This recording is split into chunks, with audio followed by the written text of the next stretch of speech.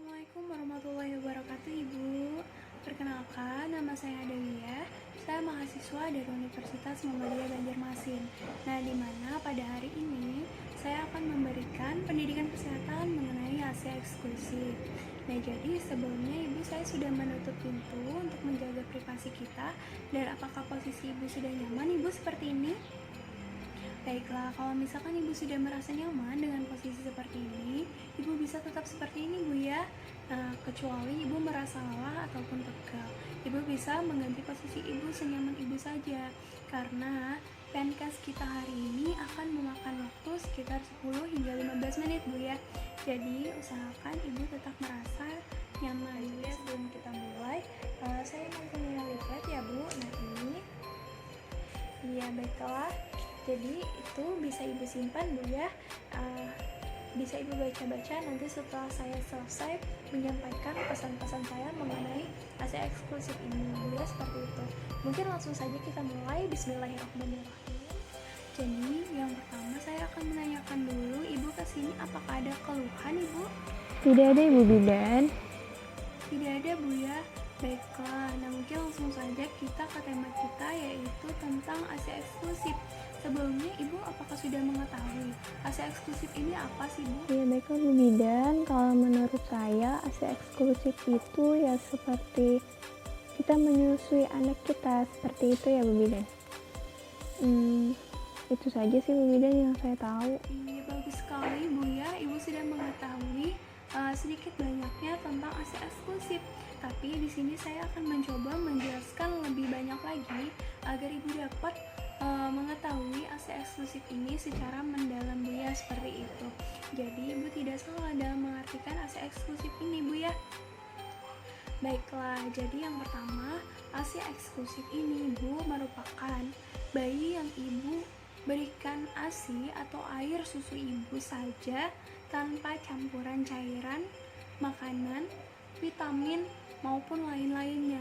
Nah, kecuali obat-obatan. Jadi itu berlaku sampai 6 bulan pertama dari kelahiran, Bu ya, seperti itu. Dia tidak boleh dicampurkan apapun. Nah, jadi yang kedua yaitu saya akan menjelaskan tentang manfaat ASI eksklusif, Bu ya. Nah, jadi ASI eksklusif ini manfaatnya sangat banyak ya, Bu. Yang pertama saja sebagai nutrisi. Nah, nutrisi untuk bayi dia sangat bagus, Bu ya. Dalam nutrisi ini dia sangat bagus. Dia dapat membantu segala macam kebutuhan bayi. Dia memang sudah diukur sebagaimana mestinya untuk bayi kita. Terus juga yang kedua, dia sebagai daya tahan tubuh. Nah, kenapa ASI dapat menjadi daya tahan tubuh untuk bayi kita? Karena di dalam ASI itu terdapat suatu antibodi, Bu ya. Dia akan menjaga si bayi agar tetap sehat. Nah, jadi di situ terdapat antibodi yang standby untuk menjaga bayi kita agar tidak sakit, Bu ya, seperti itu. Terus juga yang ketiga, dia akan meningkatkan kecerdasan. Karena di dalam ASI ini yang sudah saya jelaskan tadi, takarannya memang sudah sesuai untuk bayi, Bu ya. Dia akan membantu dalam sistem kecerdasan untuk bayi agar bayi cepat berkembang, Bu ya, seperti itu, dalam pola pikir dan sebagaimana mestinya, seperti itu ya, Bu. Terus juga dia akan meningkatkan jalinan kasih sayang. Kenapa sih dia merupakan jalinan kasih sayang? Karena di dalam ASI eksklusif bayi itu akan menyusu dengan cara ditopang oleh ibunya, Bu ya, seperti itu. Nah, jadi dia akan mempererat sehingga bayi tersebut merasakan jalinan kasih sayang yang ibu berikan untuknya, Bu ya, seperti itu. Terus juga dia merupakan penghemat biaya obat-obatan. Nah, terus juga tenaga maupun sarana kesehatan. Kenapa dia merupakan suatu penghemat ya, Bu? Karena ibu tidak perlu lagi membeli, karena kan ASI sudah ada di ibu, seperti itu ya, Bu ya. Kecuali ibu memberikan susu formula. Nah, di situ ibu akan mengeluari pengeluaran, Bu ya, untuk membeli susu.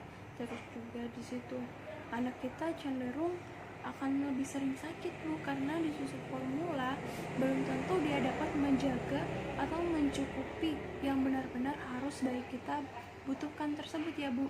Terus juga dia akan menciptakan generasi-generasi bangsa yang tangguh dan berkualitas.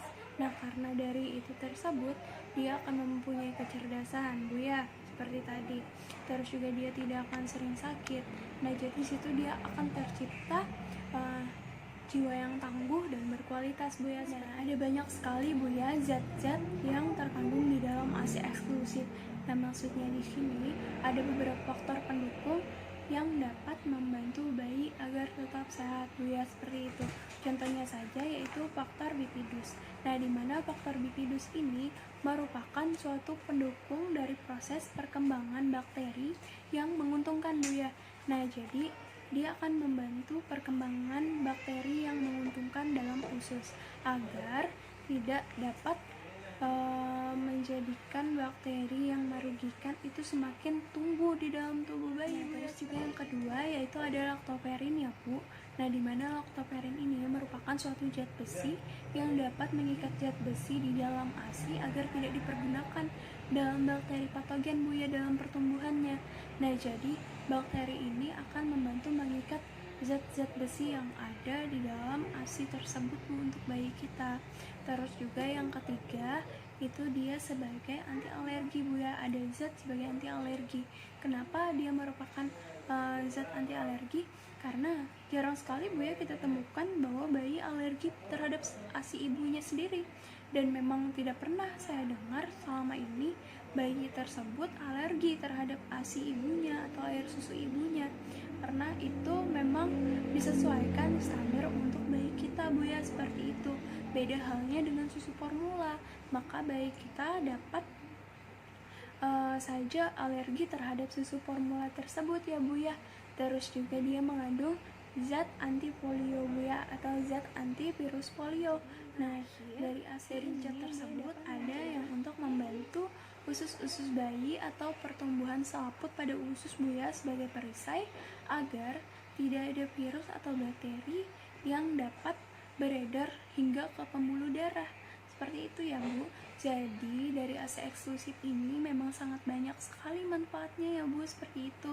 Terus juga selanjutnya saya akan menjelaskan jenis-jenis ASI ini apa saja sih. Jadi Bu, di dalam ASI ini terdapat beberapa jenis.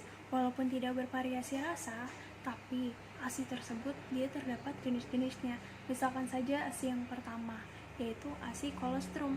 Nah, jadi pada ASI ini dia keluar biasanya hari pertama hingga hari ketiga Bu ya. Nah, jadi pada ASI ini dia sangat tinggi antibodi yang dapat mempertahankan kekebalan tubuh bayi. Yang biasanya juga ASI kolostrum ini Bu ya disebut oleh masyarakat tuh ASI basi, dan bahkan biasanya malah sering dibuang. Padahal itu tidak Bu ya, tidak harus kita buang, dan itu sangat wajib kita minumkan kepada bayi kita karena dia merupakan suatu antibodi yang dapat mempertahankan daya tahan tubuh bayi. Dia biasanya itu berwarna kekuningan dan sedikit kental Bu ya, beda dengan ASI setelahnya. Nah, kalau ASI setelahnya itu agak encer, tapi kalau kolostrum ini dia agak kental Bu ya, seperti itu.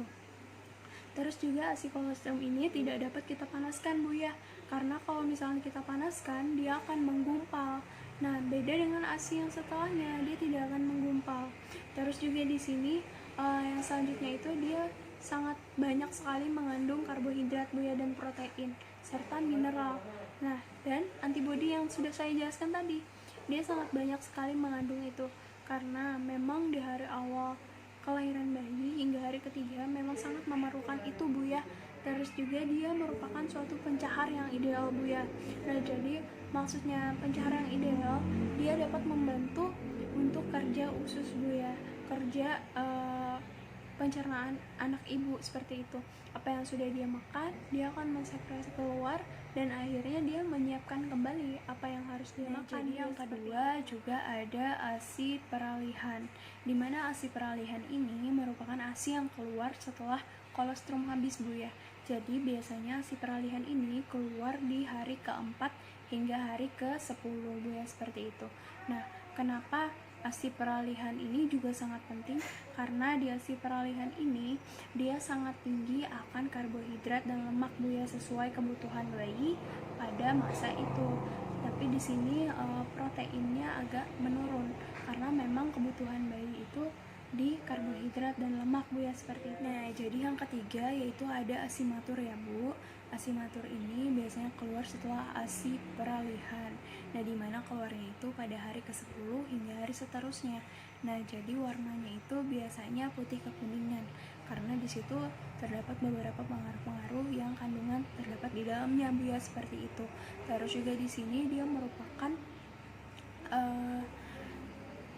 merupakan ASI yang dapat kita panaskan karena dia tidak akan menggumpal. Dia bentuknya itu mungkin sedikit encer tapi juga kental.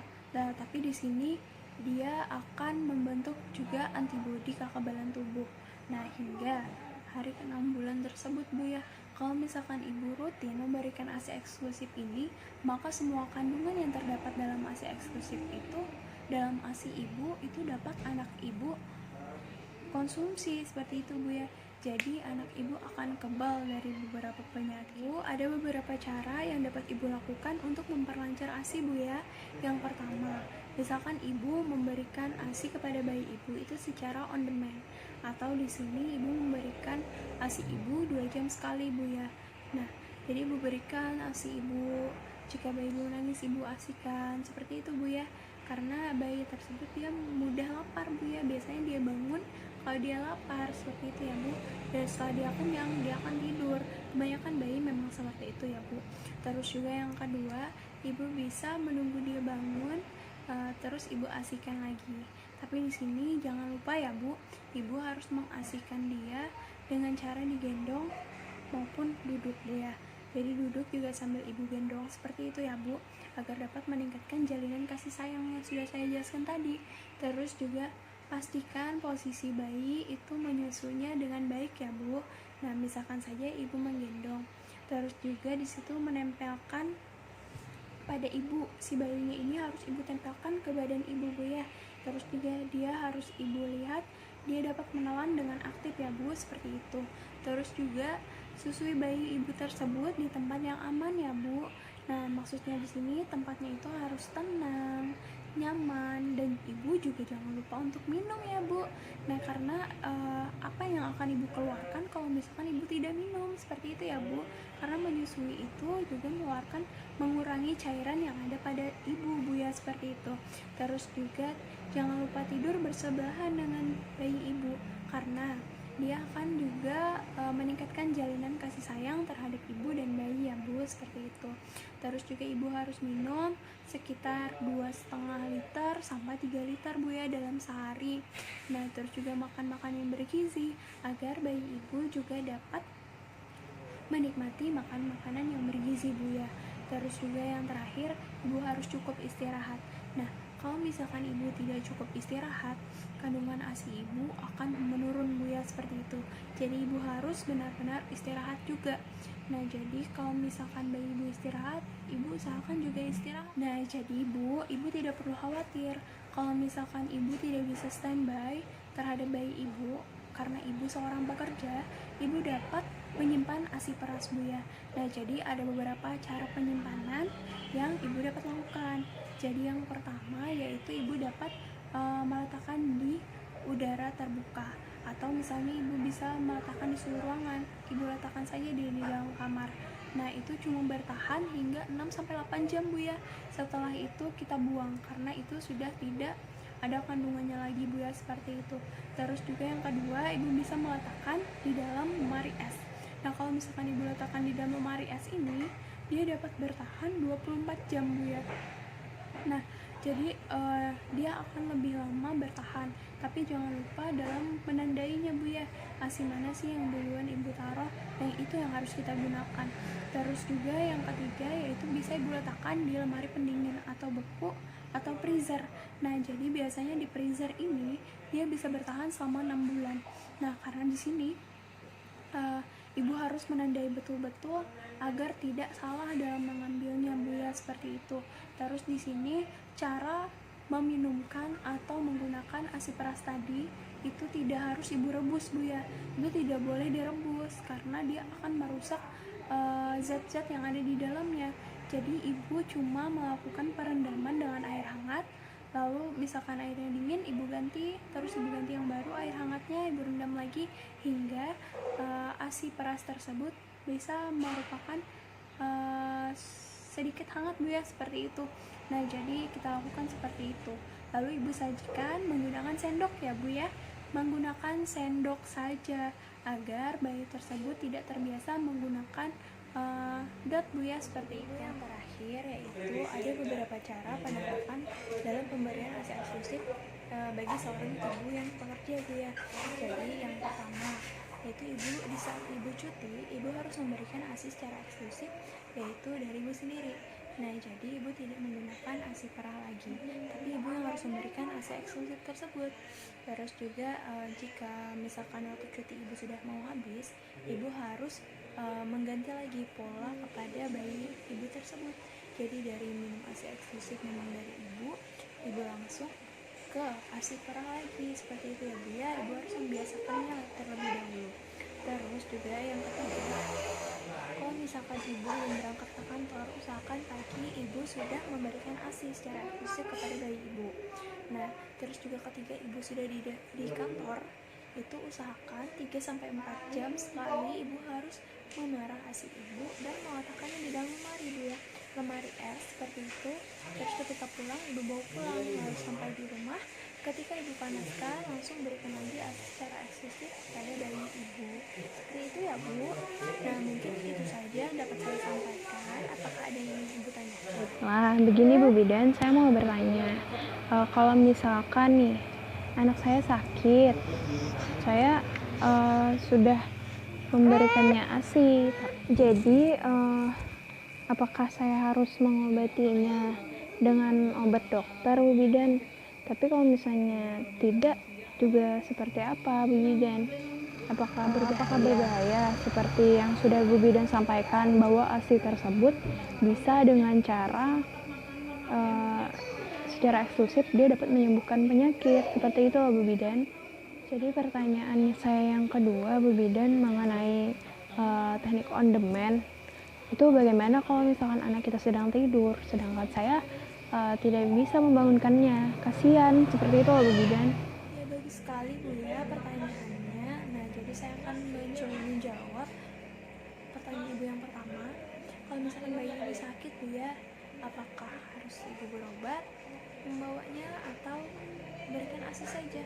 Nah, jadi seperti ini Bu ya, tadi sudah saya sampaikan bahwa ASI ini sangat-sangat tinggi khasiatnya. Jadi ibu tidak perlu memberikan anak ibu obat-obatan jika tidak terlalu diperlukan, kecuali memang anak ibu sakitnya sudah terlalu parah. Nah, baru ibu beri dia obat-obatan atau bawa ke dokter Bu ya, seperti itu.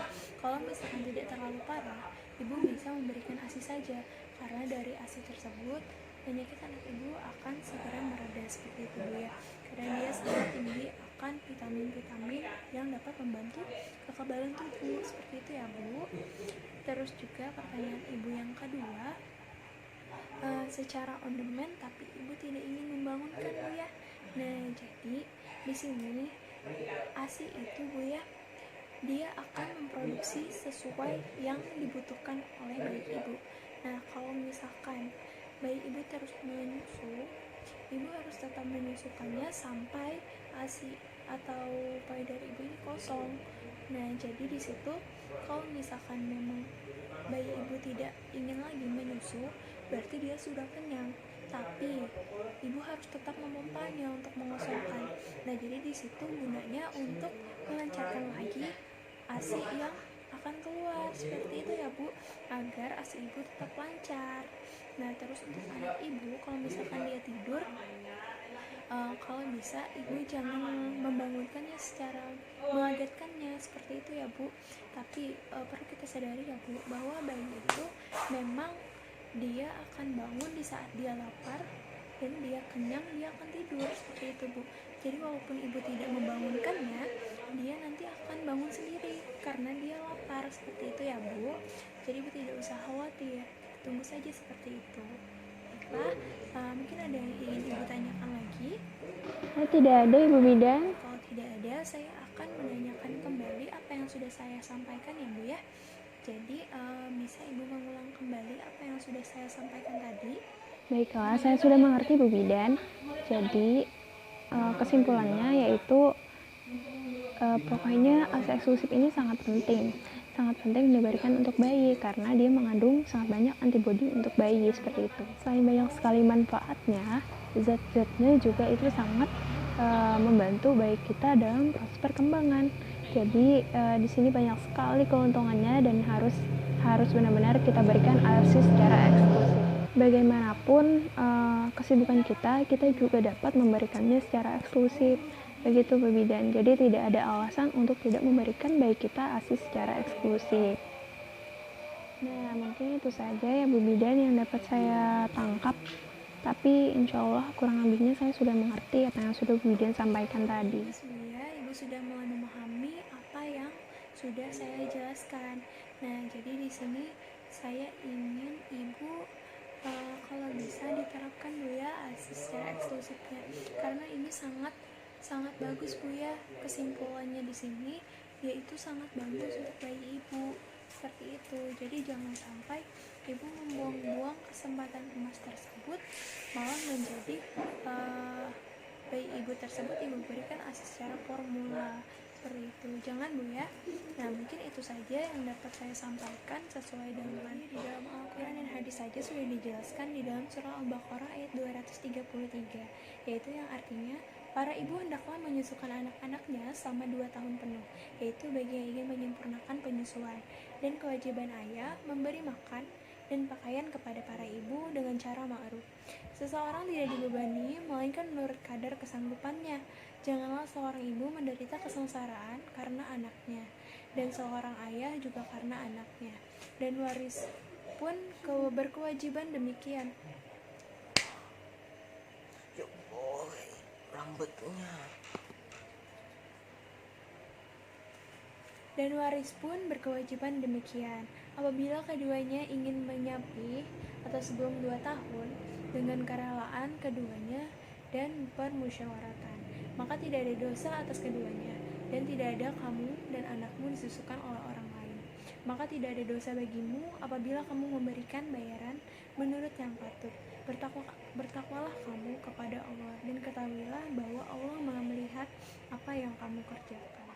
Ya baiklah, mungkin itu saja yang dapat saya sampaikan hari ini. Semoga bermanfaat dan semoga bisa diterapkan Bu ya. Nah, jadi mungkin cukup itu. Alhamdulillahirrabbilalamin.